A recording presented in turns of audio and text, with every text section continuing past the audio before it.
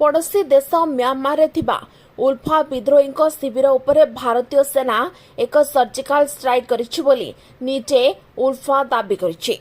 तेबे भारतीय सेना एही खबर को ए पर्यंत निश्चित करिनाई।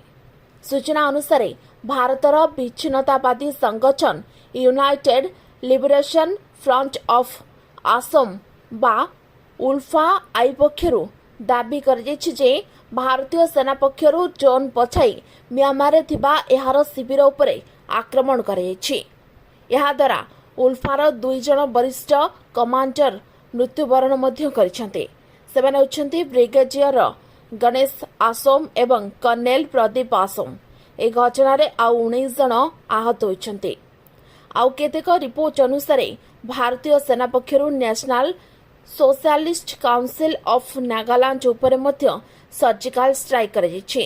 तेबे ए संपर्क में पचारिबारु गुवाहाटी थिबा भारतीय सेनार मुखपात्र लेफ्टिनेंट कर्नेल महेंद्र रावत कहछन से एने कोनोसी स्पष्ट सूचना उपलब्ध होई नै।